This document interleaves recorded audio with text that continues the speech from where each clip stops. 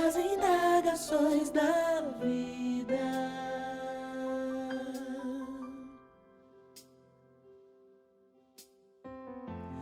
Resistir, suportar a dor da realidade dura e fria.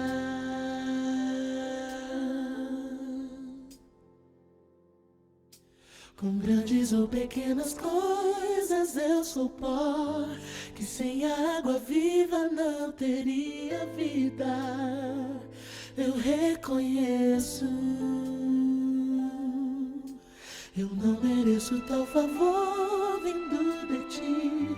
A tua graça me constrange e me ensina a descansar e confiar. Ainda que uma nuvem de aflição vir pra me desestruturar,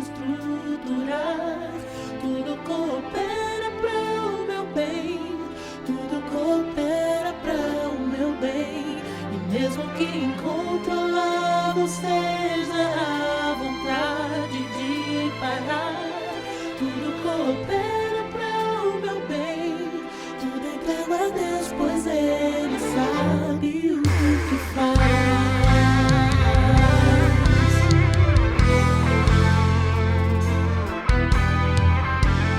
Como crer que meu sofrer me servirá pro bem em algum momento?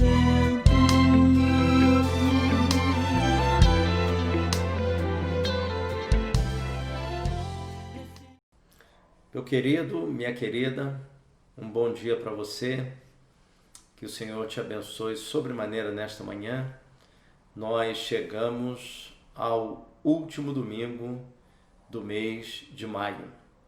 Eu sou o pastor Alexandre Gouveia Faria, pastor da Igreja Batista Central do Fonseca, e quero dizer a você que é um prazer estar com você nessa manhã, uma manhã de domingo, onde normalmente deveríamos estar reunidos como igreja, mas ainda estamos vivendo esse período de quarentena. Mas acreditamos que dentro em breve, agora mais do que nunca, dentro em breve estaremos voltando aí à normalidade. Eu creio que dentro de algum tempo voltaremos, ainda que essa normalidade não seja muito normal, mas seja uma normalidade com máscara, com álcool gel, com cadeiras distanciadas, no momento ainda em regime de exceção, mas eu creio que em breve o Senhor há de nos abençoar e nós, como Igreja de Jesus Cristo, vamos estar autorizados para nos reunirmos na reunião pública. Eu creio que esse tempo está muito próximo, se Deus quiser. Creio que esse tempo de quarentena serviu para nos sensibilizar. Então você observa que as pessoas estão andando todos com máscara na rua, a grande maioria, a maioria esmagadora, e as pessoas andam com álcool gel, e ao sair do elevador, e ao sair de um ambiente passam álcool. Então o brasileiro foi sensibilizado do problema. Eu creio que esse é um passo muito positivo. E daí outras medidas que possam abrir, voltar à normalidade, entre aspas, mas com todo cuidado, com todo zelo, para que a gente possa frear essa contaminação em nome de Jesus Cristo. Nós vamos orar nesta manhã e vamos agradecer. Essa oração é uma oração que tem como título Ebenezer. Até aqui nos ajudou o Senhor. Nós vencemos aí esse tempo de isolamento social. Graças a Deus, existem, infelizmente, perdas ao longo dessa história, existem famílias que estão hoje enlutadas, isso é algo muito triste, isso é uma tragédia, isso é algo pesaroso. Mas, ainda assim, Deus tem tido misericórdia de nós e por isso estamos felizes no dia de hoje, estamos vivos e podemos falar, Senhor, obrigado, até aqui o Senhor nos ajudou. Então vamos orar nesse momento e vamos agradecer por termos chegado a esse tempo e a este dia. Amém. Senhor, em nome de Jesus, nós te agradecemos, ó Pai, por essa manhã maravilhosa que o Senhor nos dá.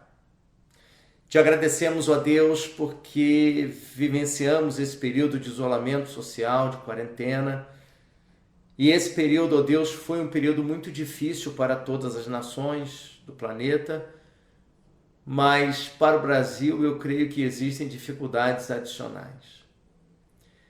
Nós não vamos citar, ó Deus, aqui aquela ou outra decisão governamental para não dar uma caracterização política à nossa oração. Mas todos nós, ó Deus, que estamos imersos nessa realidade, no nível federal, no nível estadual, no município onde moramos, sentimos, ó Deus, o drama das dificuldades desse tempo. Profissionais têm tido o seu salário reduzido, que trabalham na iniciativa privada. Alguns, infelizmente, vieram a perder o seu emprego. Outros estão trabalhando na sua própria casa. Enfim, ó Deus, há várias mudanças nesse momento e algumas mudanças com certeza ficarão, não sairão mais da nossa rotina.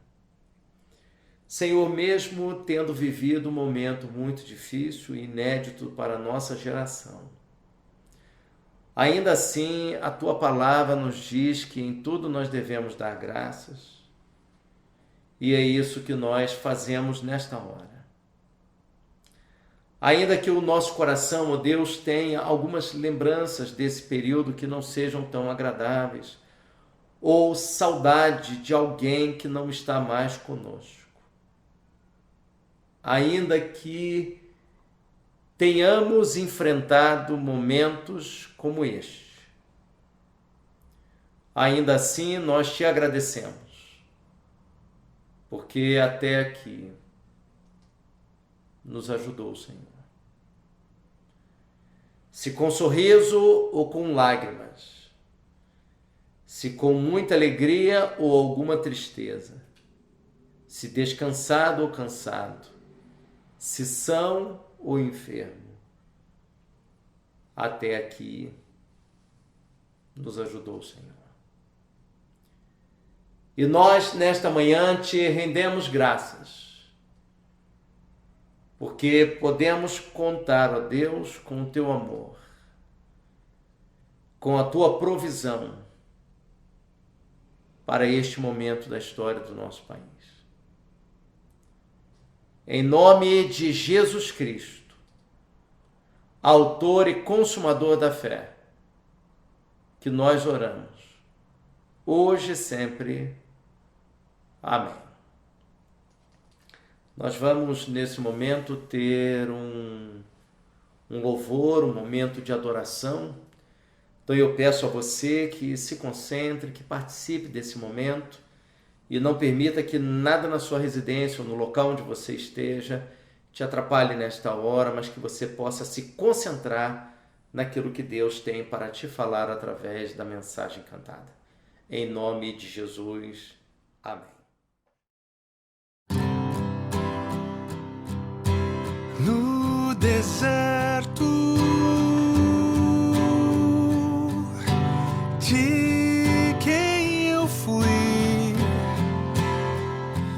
eu tinha sede,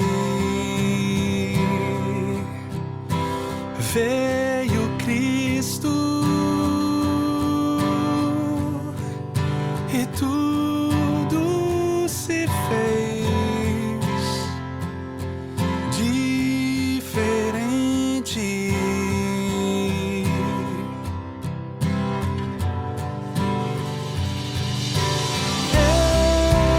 Ele vê meus pecados ocultos, o que escondo no fundo,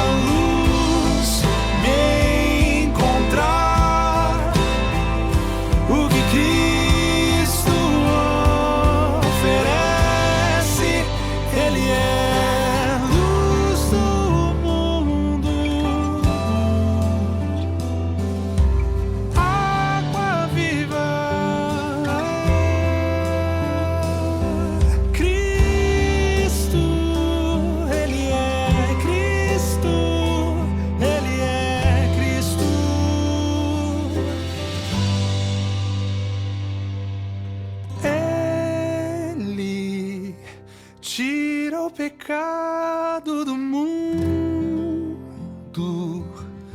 planta a esperança na terra do meu coração.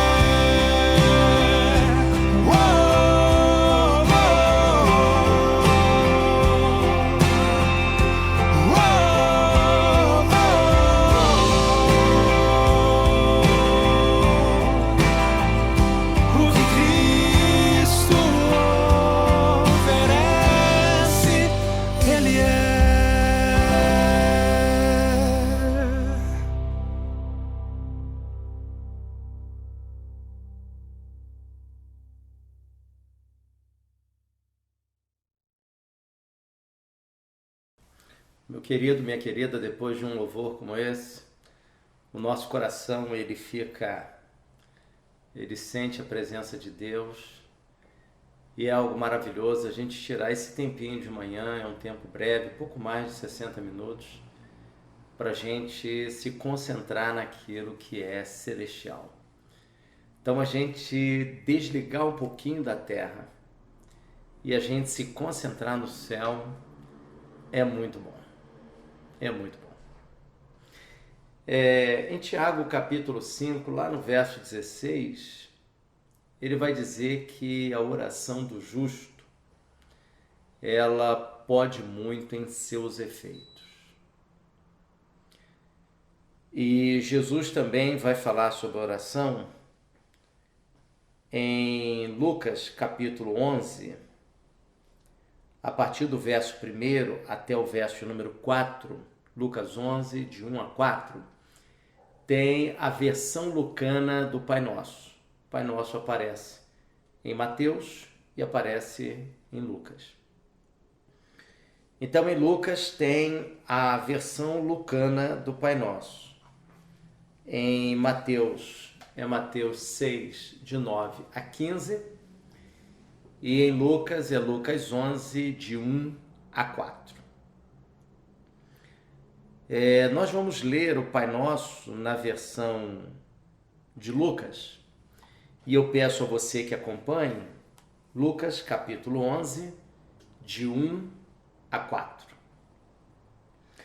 Jesus estava orando em certo lugar e quando terminou, um de seus discípulos lhe disse: Senhor, ensina-nos a orar, como João ensinou aos discípulos dele.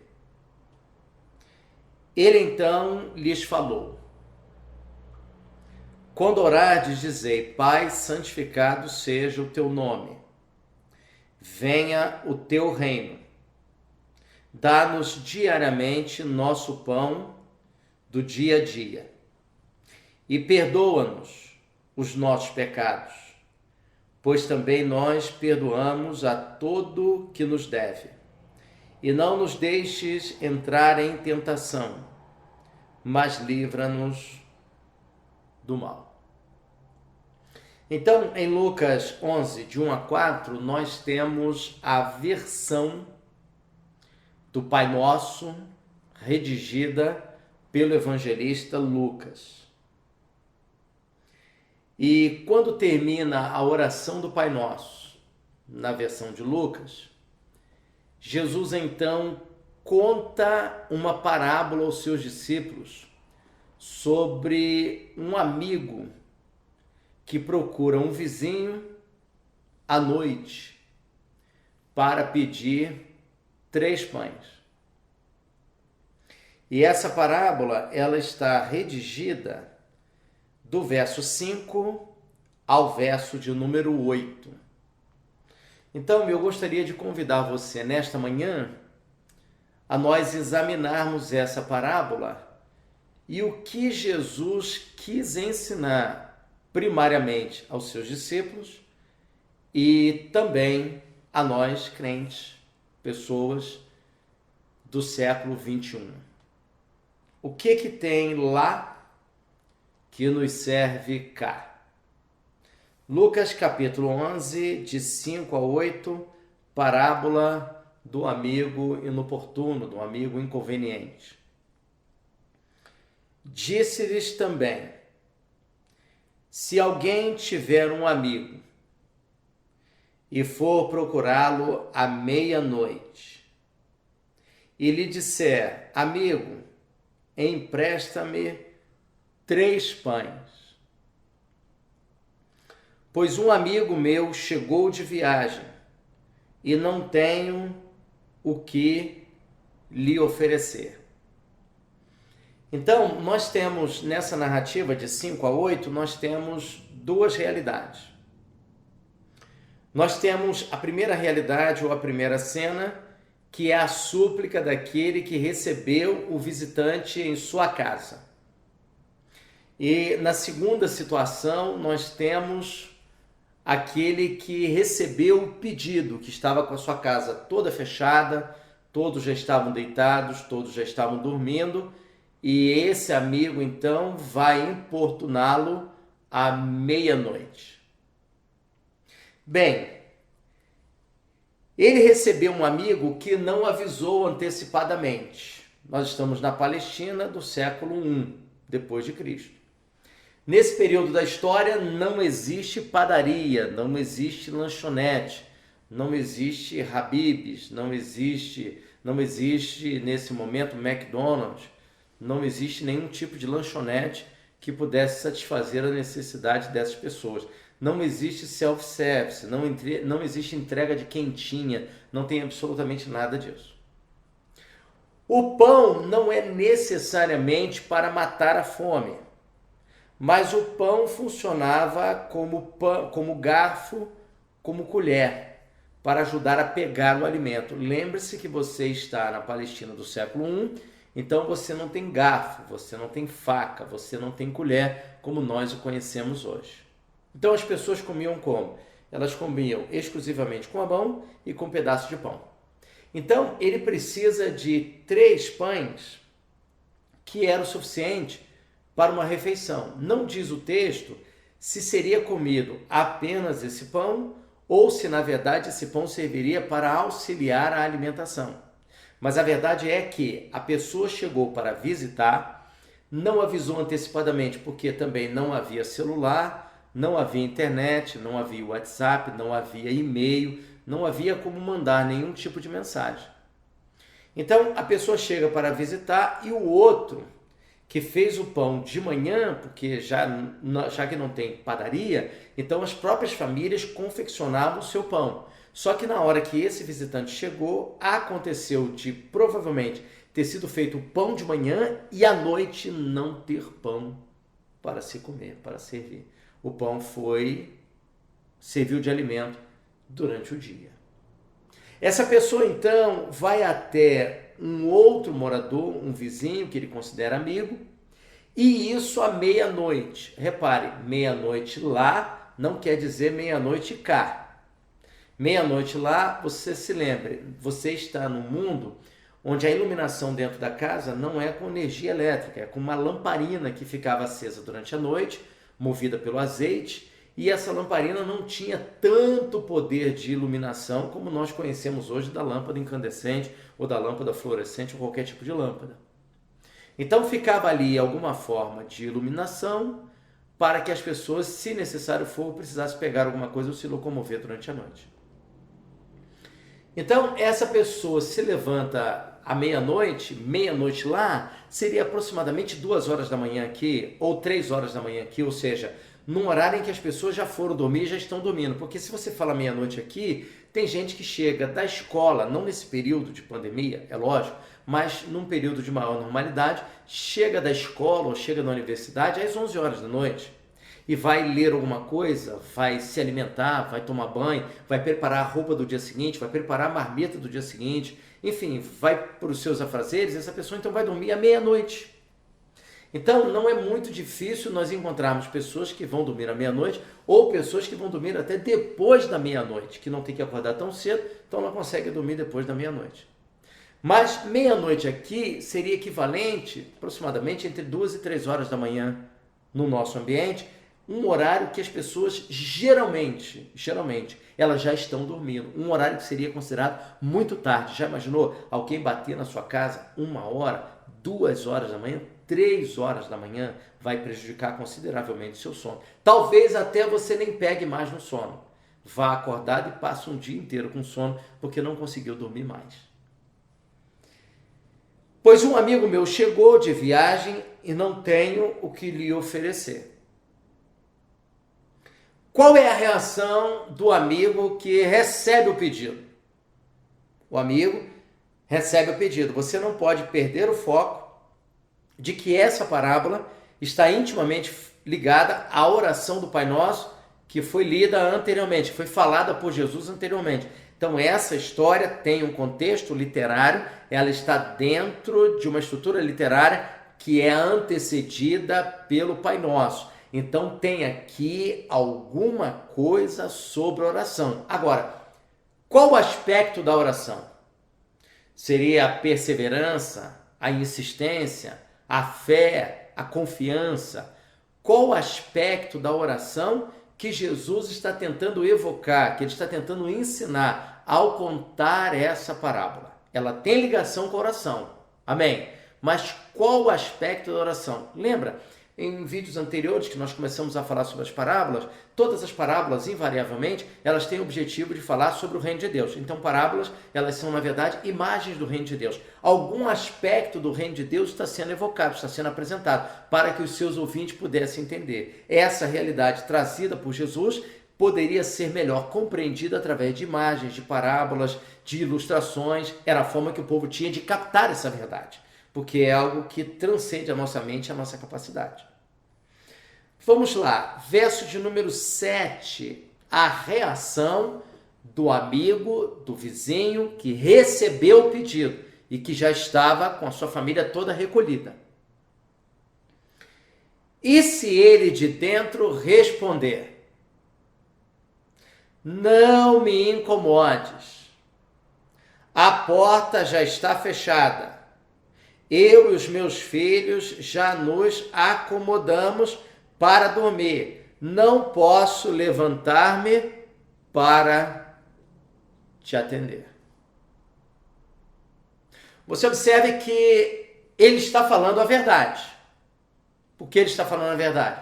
Porque meia-noite as pessoas iam dormir, tinham por hábito, iam dormir ao entardecer. Então 5, 6, 7 horas da noite as pessoas já estavam indo dormir. E elas acordavam assim que o sol, entre aspas, nascia. Então, 4 horas da manhã, 5 horas da manhã, já estava todo mundo de pé. A turma já tinha levantado.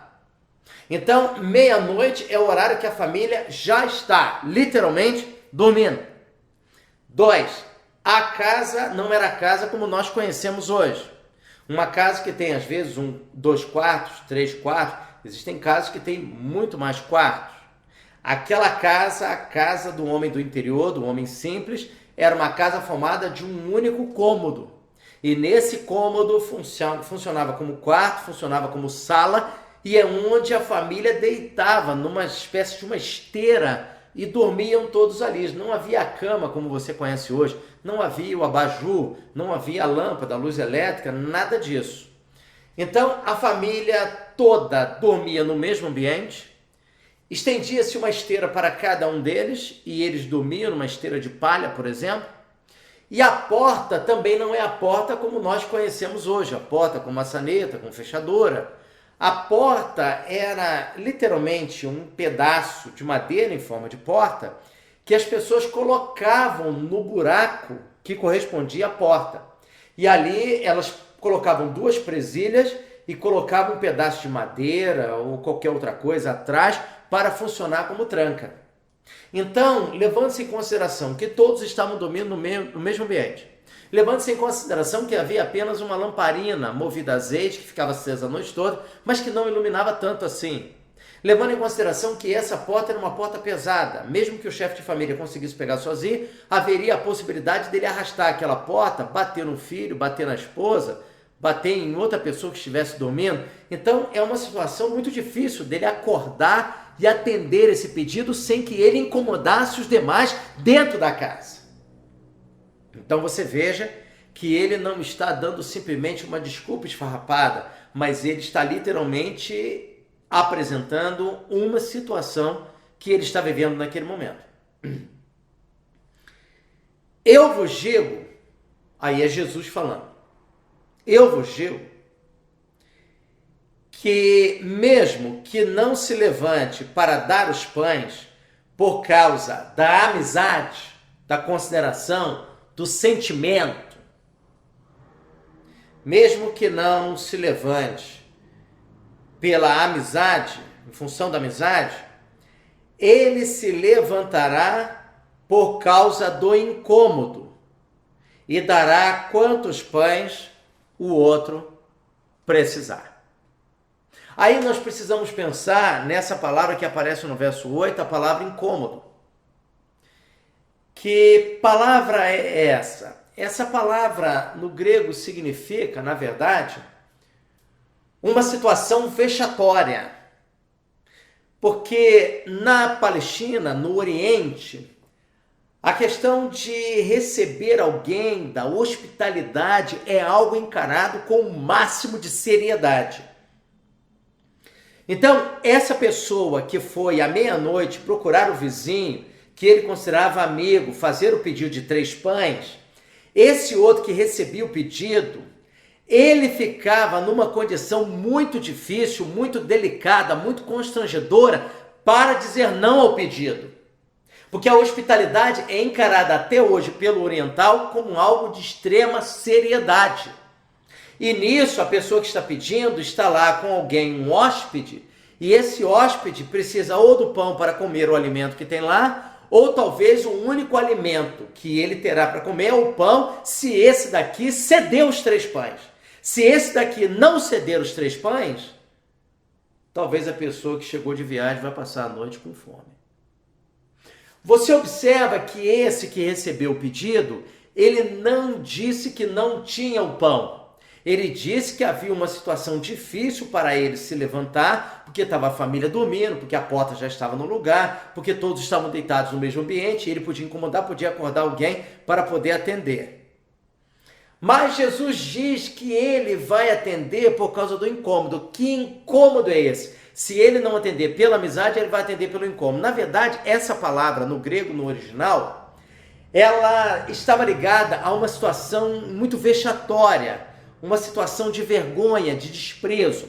Na verdade, essa palavra está ligada à seguinte situação. Se no dia seguinte, naquela aldeia, naquela comunidade, a comunidade soubesse, através daquele que é o anfitrião, que é o hospedeiro, que está recebendo seu amigo, se no dia seguinte ele contasse na aldeia que procurou aquele amigo de noite, à meia-noite, pedindo 3 pães, e ele não foi atendido porque houve uma desculpa qualquer, esse daqui que não cedeu, que não atendeu o pedido, ele ficaria numa situação praticamente vexatória.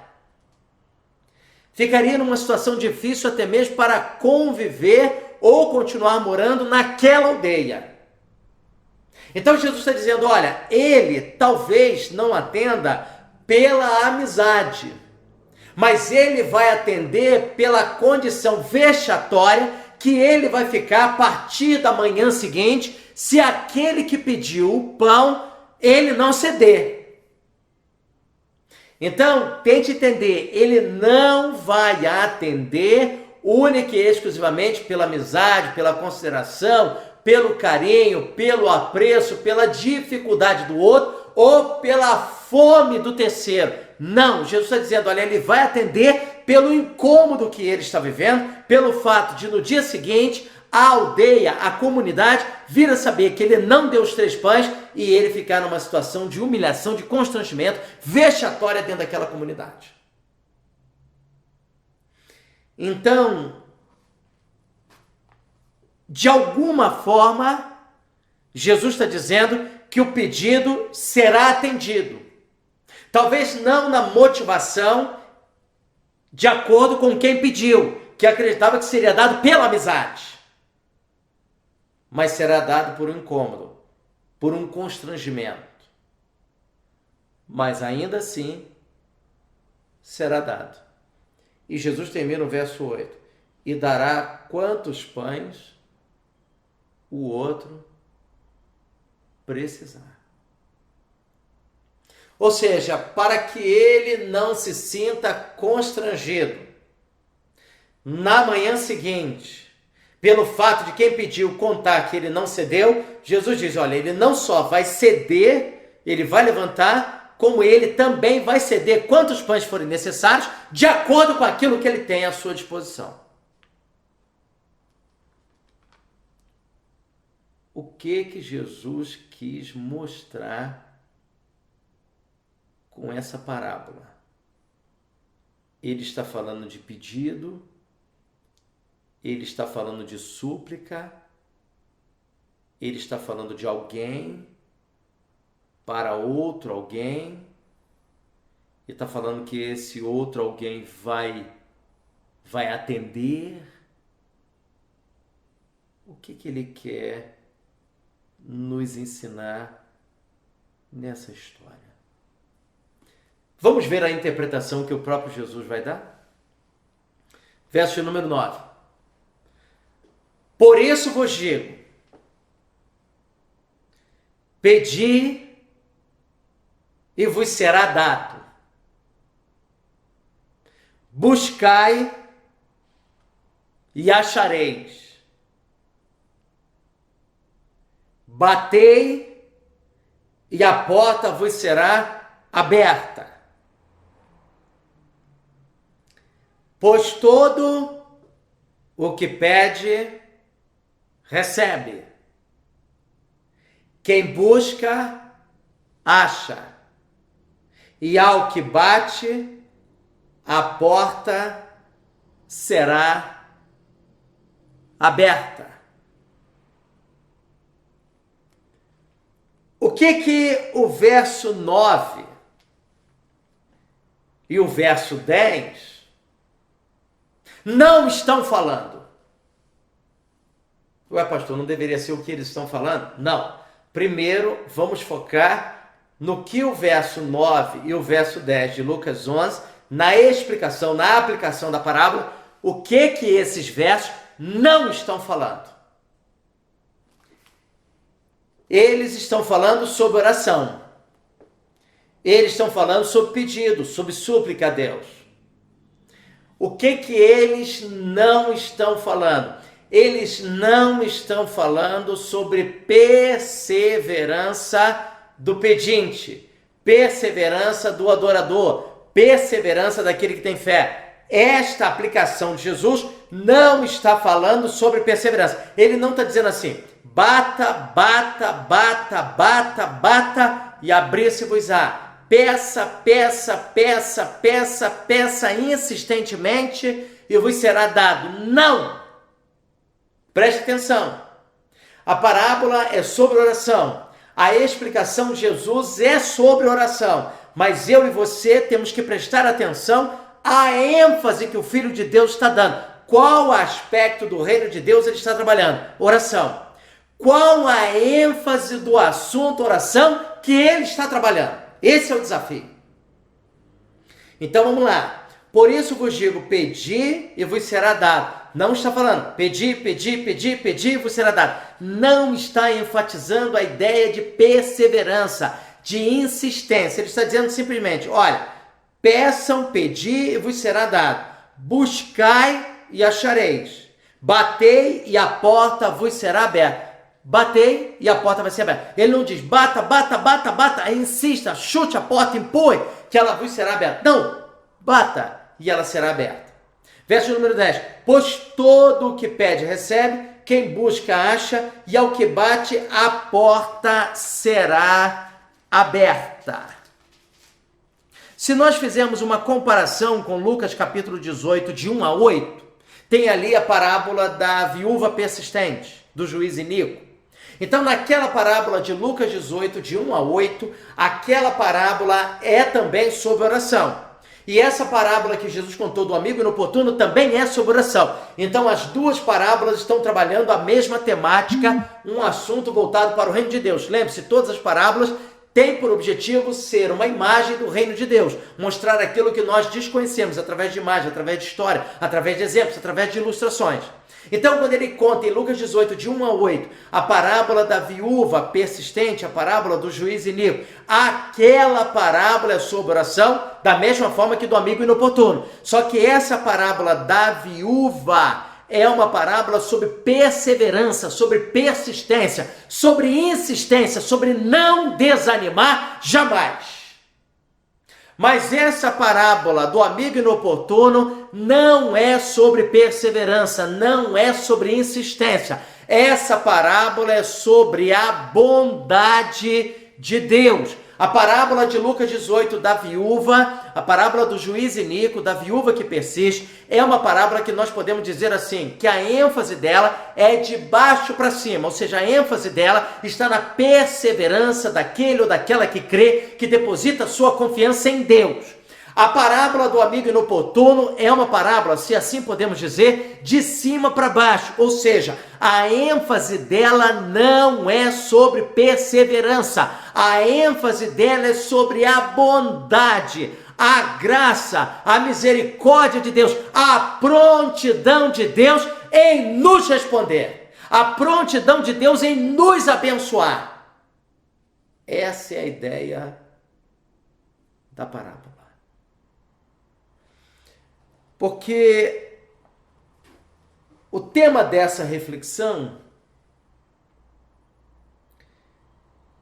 que você viu como título, que foi preparado, não é sobre oração.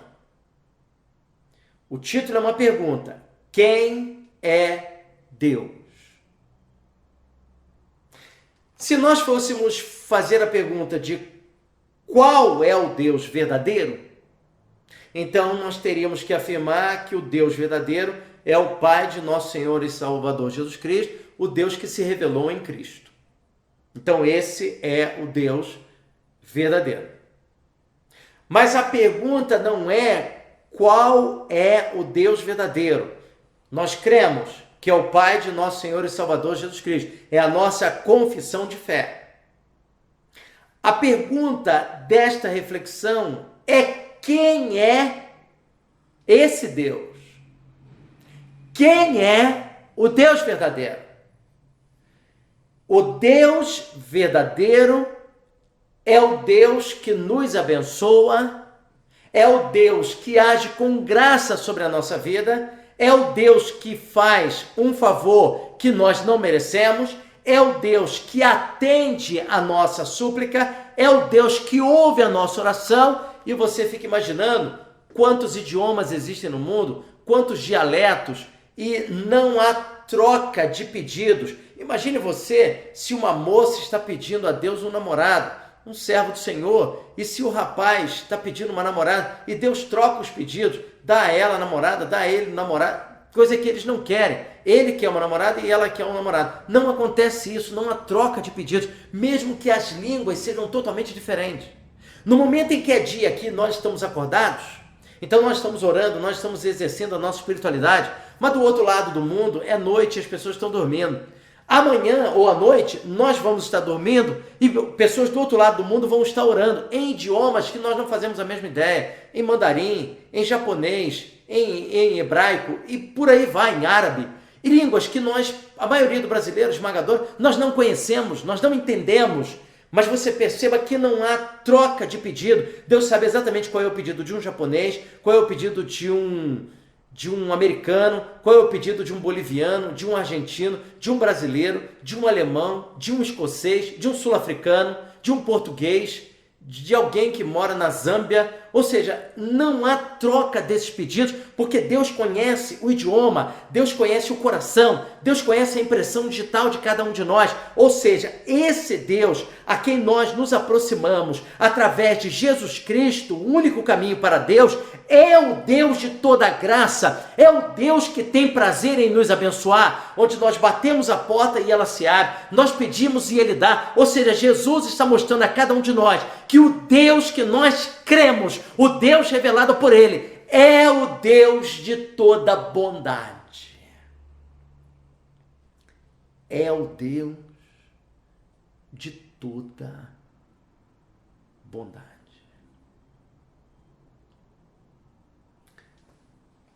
Mas nós enfrentamos um desafio, uma dificuldade. Nós cremos no poder, mas não cremos na bondade. Para o poder, nós fazemos assim. Para a bondade, nós fazemos assim. Como assim? Pastor Alexandre, explique melhor. Se alguém perguntar a você que é crente, quem criou o planeta Terra? Você vai dizer, foi Deus. Quem criou as estrelas, as constelações? Foi Deus. Se alguém perguntar a você quem criou os mares, os oceanos? Foi Deus. Quem criou o ser humano, a sua imagem e semelhança? Homem e mulher os criou, a sua imagem e semelhança? Foi Deus. Quem criou as leis da natureza? Foi Deus. Então, eu não tenho dificuldade, você não tem dificuldade de confessarmos a onipotência de Deus, de que Deus é capaz de todas as coisas, fez vários milagres no Antigo e no Novo Testamento, e que esse Deus detém todo o poder, porque Jesus disse, é-me dado todo o poder nos céus e na terra. Nós não temos dificuldade em afirmar que Deus é poderoso. Mas quando somos indagados se Deus colocaria esse poder em nosso favor, que pode ser designado como a sua bondade, se Ele colocaria esse poder para nos ajudar a vencer os desafios da vida, a vencer os problemas, a época de coronavírus, de isolamento social, de incerteza, Deus colocaria esse poder extraordinário, esse poder fantástico que nós cremos e afirmamos. Será que Deus colocaria esse poder em nosso favor, em nosso benefício?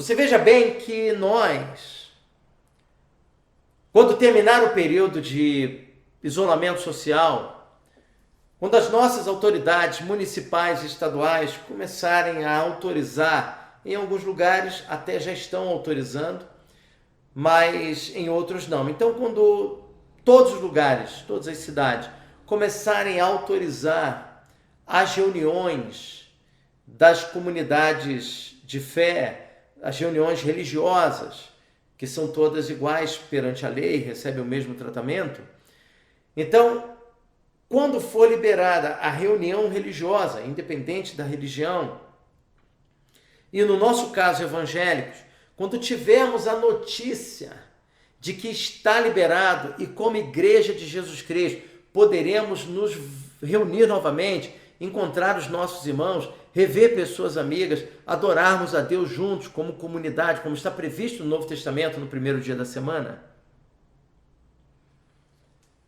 Quando isso voltar a acontecer,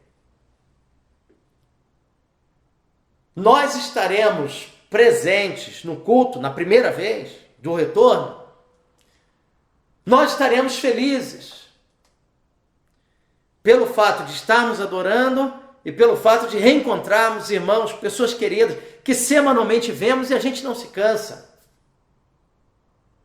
Então nós iremos nos reunir no ajuntamento solene. E alguém vai estar ministrando, alguém vai estar tocando para nos abençoar, exercendo o seu dom, exercendo sua capacidade.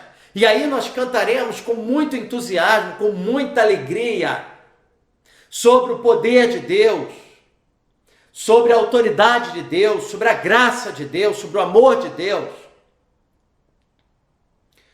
Mas eu gostaria que você se lembrasse que você talvez tenha filhos pequenos dentro de casa e eles estão acompanhando nesse momento o seu comportamento enquanto marido, enquanto esposa, enquanto pai, enquanto avô, enquanto tio, tia, enquanto pessoa que exerce autoridade sobre a vida de menores, sobre a vida de adolescentes, sobre a vida de juniores, sobre a vida de jovens.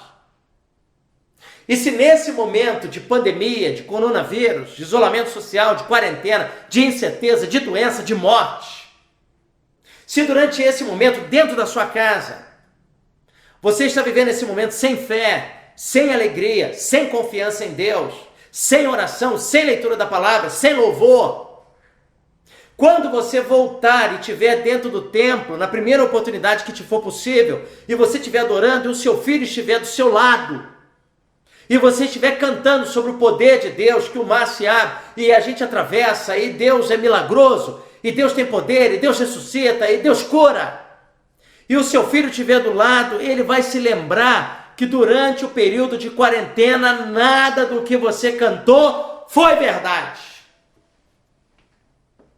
Dentro da casa o que prevaleceu foi briga, foi dissensão, foi acusação, foi destempero, foi falta de paciência, por não confiarem na bondade de Deus. E aí, quando nós abrimos os nossos lábios para cantar, para exaltar a Deus, haverá então uma crise, uma dicotomia, uma contradição.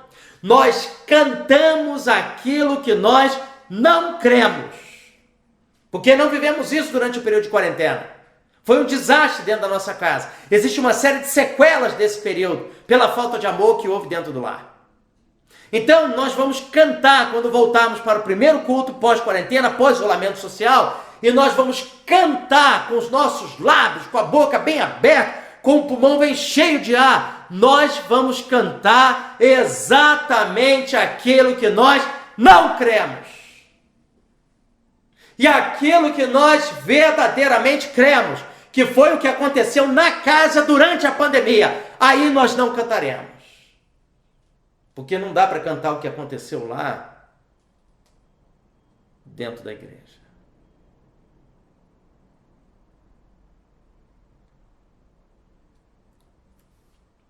Então Jesus é enfático ao afirmar, ao ilustrar nessa parábola,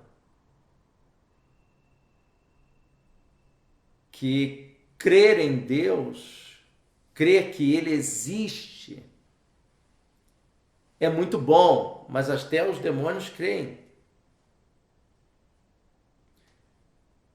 Crer que Ele é poderoso é muito bom, é maravilhoso. Mas é necessário crer que Deus é galardoador de todos aqueles e aquelas que o buscam.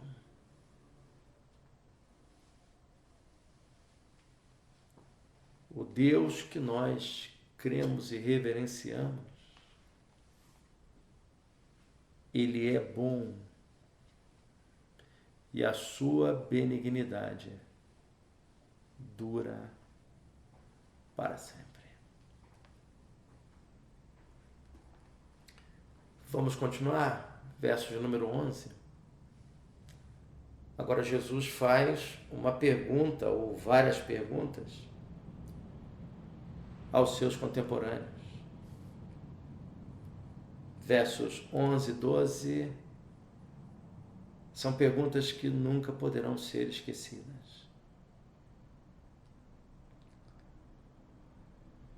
E qual pai dentre vós, se o filho lhe pedir pão, então um pai que não esteja dominado pelo álcool, um pai que não esteja dominado pelas drogas, um pai que não esteja dominado pela fúria, então um pai em sã consciência, Qualquer filho que pedir um pedaço de pão, um pedaço de bolo, pedir para almoçar, um pai e uma mãe conscientes do seu dever e da sua tarefa, não existe coisa mais maravilhosa do mundo do que você ter um filho e ver o seu filho se alimentar. Ver o seu filho ou sua filha pequenininho almoçar. Ver a sua filha jantar. Ver o seu filho ou sua filha levantar da mesa e lavar as mãos, escovar os dentes. E você vê o seu filho ou sua filha satisfeito com a comida. E eu não estou falando de uma comida sofisticada, não. Estou falando do arroz, do feijão, do legume, da carne, do frango. Não estou falando de nada sofisticado. Estou falando de uma comida que todo brasileira come. Não existe coisa mais maravilhosa do mundo do que ver o nosso filho, a nossa filha sendo elogiado por alguém, um elogio sincero, um elogio verdadeiro. Não tem nada mais maravilhoso na vida do que ver as notas de um filho ou de uma filha que superaram uma nota baixa, que superaram uma dificuldade e foram lá e tiraram 8, tiraram 9, tiraram 10. Não tem coisa mais maravilhosa do mundo do que ver um filho que estava procurando um emprego ser admitido numa fábrica, numa empresa. Não tem coisa mais maravilhosa do mundo do que ver um filho, uma filha que estudou para um concurso, sendo aprovado, sendo admitido, se realizando profundamente. Não tem coisa mais maravilhosa do mundo do que ver um filho, uma filha se casando com uma pessoa que ama, com uma pessoa que a respeita, que o respeita, e trilhando aí uma caminhada de bênção. Não tem coisa mais maravilhosa do mundo do que ver um filho, uma filha que se casou e morava de aluguel e conseguir dar uma entrada na casa própria ou conseguir construir uma casa. Não tem coisa mais maravilhosa do mundo do que ver Deus abençoando os nossos filhos.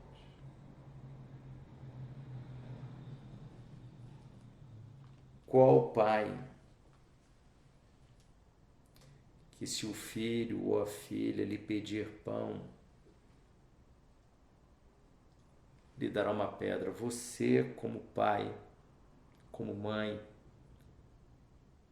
você teria coragem de, na hora do almoço, dar uma pedra, dar um pedaço de barro, dar um tijolo para o seu filho ou sua filha comer? Eu tenho certeza que não.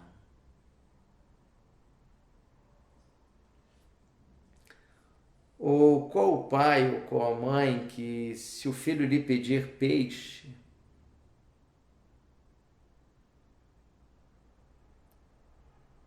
lhe dará uma cobra no lugar do peixe? Seu filho gosta de sardinha frita, e aí ele vê que a sardinha está posta à mesa e ele diz assim: mãe, bota para mim, mãe, bota para mim, eu quero comer essa sardinha aí. E você vai lá no quintal e pega uma serpente viva e coloca no prato dele para ele comer. Qual pai, qual mãe, em sã consciência, gozando das suas faculdades mentais, consciente do seu dever, faria um negócio desse? Nenhum pai, nenhuma mãe, nenhum avô, nenhuma avó, nem madrasta, nem padrasto.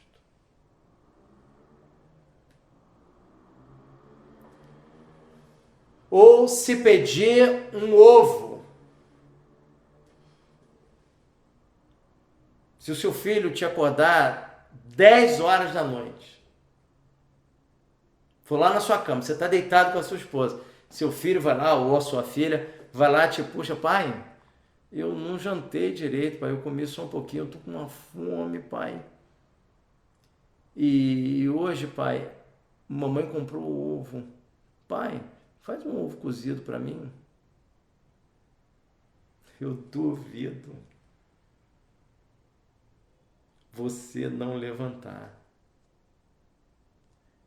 e deixar o seu filho chorando com fome, tendo o ovo na geladeira e podendo ser cozido para dar a ele. Um pai em sã consciência, uma mãe em sã consciência, mesmo cansados do dia a dia, da fadiga, do trabalho, das responsabilidades, precisando daquele tempo de sono para repor energia, para aguentar a luta do dia seguinte. Ainda assim, você vai se levantar. Você vai botar lá o ovo na água. Você vai esperar cozer.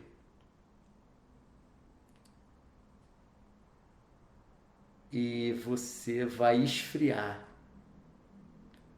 Vai tirar a casca. Vai partir ao meio para esfriar mais rápido.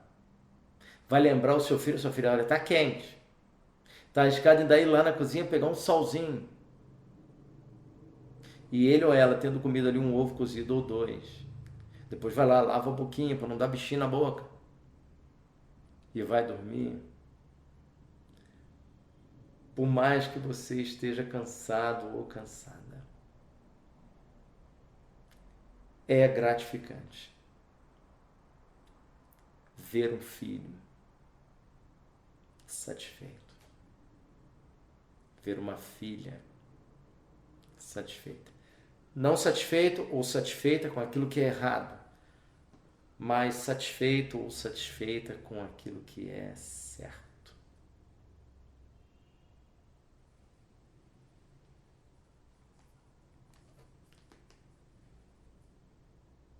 Se vós, sendo maus,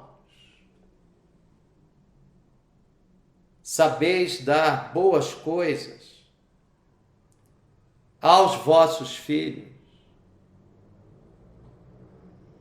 quanto mais o Pai Celestial.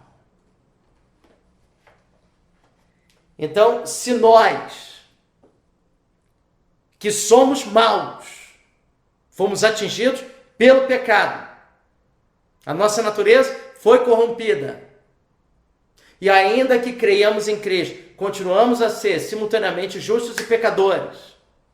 Se dissermos que não temos cometido pecado, fazemos-no mentiroso, a sua verdade não está em nós.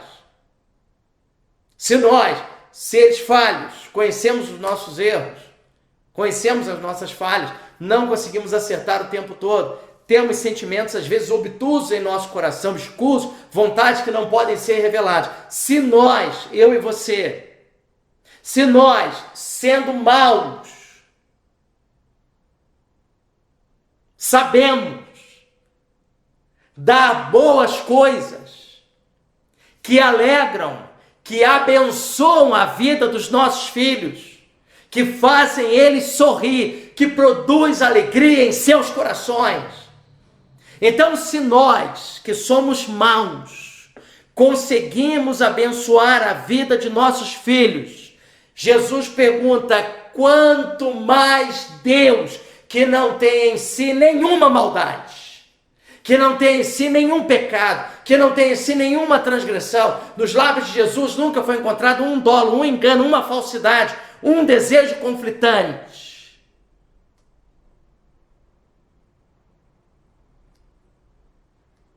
Se nós, pecadores, falhos, conseguimos dar, conseguimos abençoar, conseguimos alegrar, conseguimos estender a mão. Jesus pergunta, quanto mais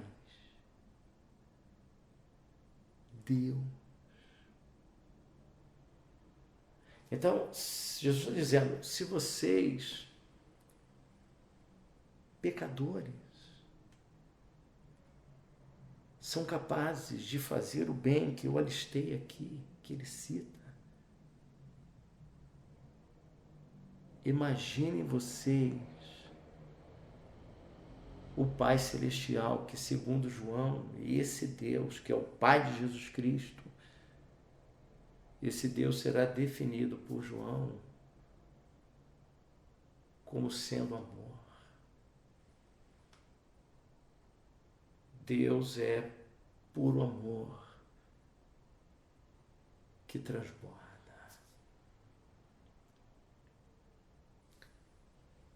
Então, quem é o Deus verdadeiro? É o Deus que, segundo a Escritura Sagrada, é amor. É puro amor. É amor que transborda. Deus é amor. Vamos adorar ao Senhor neste momento. Em nome de Jesus. Amém.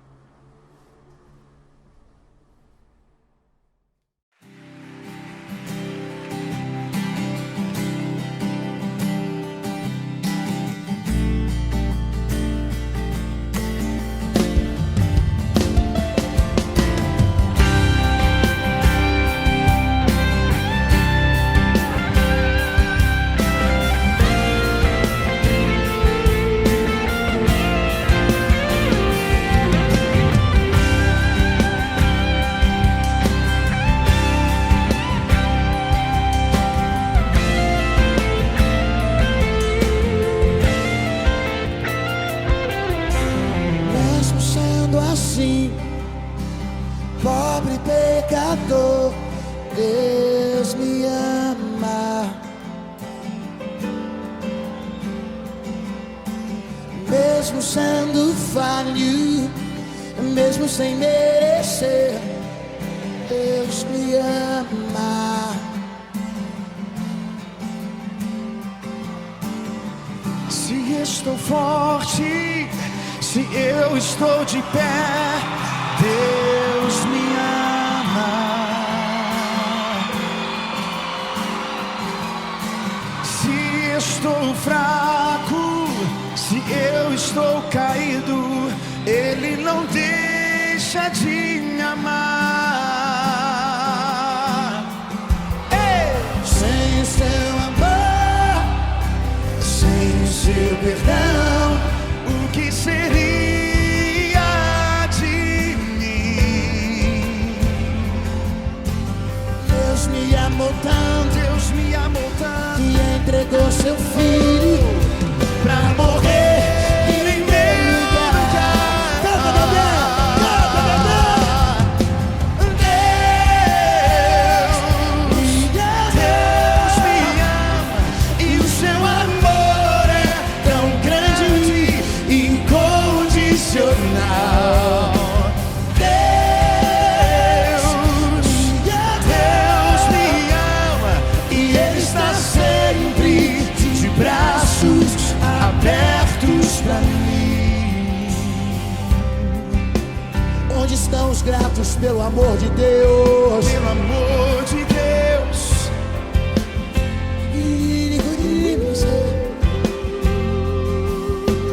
Mesmo sendo assim, mesmo sendo assim, pobre pecador, Deus me ama. Deus me ama tanto, mesmo sendo falho, mesmo sem merecer, Deus me ama. Se eu estou forte, Se estou se forte, eu estou de pé, se eu estou de Deus pé, me ama. Deus me ama tanto. Se eu estou fraco, Se eu estou caído,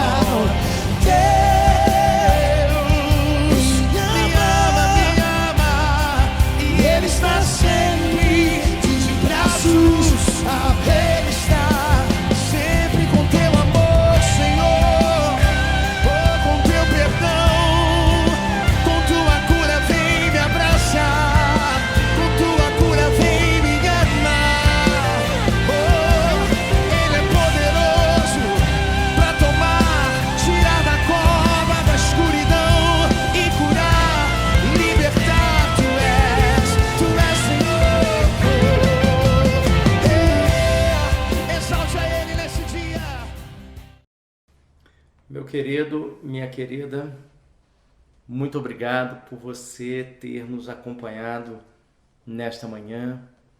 O nosso desejo é que você tenha uma manhã, um restante de manhã maravilhoso e que você tenha um almoço na companhia dos seus, que seja um momento de comunhão, um momento de alegria, que o Senhor te conceda uma tarde maravilhosa.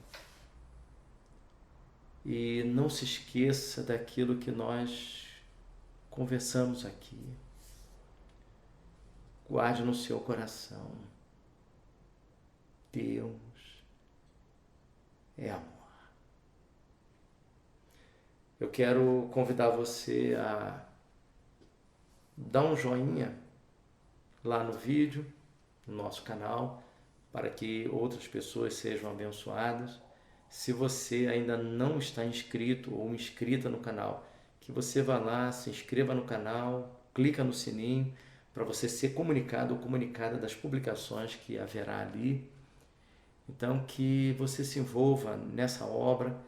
Lembre-se, como foi dito na semana passada, nós estamos confinados, né? É bem verdade que o nosso confinamento está caminhando para o final, se Deus quiser. Mas a palavra de Deus não está presa. Então, faça uma lista de transmissão com o seu celular e envia para os seus amigos, envia para os seus conhecidos essa palavra, para que eles saibam, não só você, não fique com esse tesouro no fundo do mar, não só você, mas outros também saibam, outras também saibam, que Deus, o Deus representado, manifesto em Cristo Jesus, é o Deus que é puro amor. Nós vamos orar nesse momento e após a oração nós estaremos encerrados nesta manhã. Oremos. Soberano e eterno Deus, nós te agradecemos, ó Pai, por essa manhã maravilhosa que o Senhor nos concede. E nesta hora, ó Deus, nós pedimos a Tua bênção. Agora que estamos caminhando para o término dessa transmissão, que o Senhor abençoe a todos que nos ouviram, que participaram, aqueles que ainda ouvirão, que o Senhor abençoe todos os lares, que o Senhor supra todas as necessidades, que nenhuma criança, ó Deus, não venha faltar absolutamente nada a nenhuma das crianças do nosso país, mas abençoa, Deus, as nossas autoridades, abençoa, Deus, a classe dos profissionais da saúde, os profissionais que trabalham na limpeza no hospital, que são fundamentais.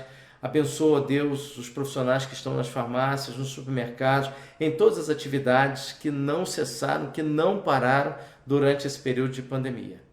Abençoa, Deus, a nossa casa, a nossa família, abençoa as outras nações desse planeta, ó Deus, que também carecem do Teu cuidado, da Tua direção e também precisam da Tua ajuda. Em nome de Jesus Cristo, autor e consumador da fé, que nós oramos ao Deus que é amor. Em nome de Jesus. Amém. Que Deus te abençoe. Em nome de Jesus. Amém.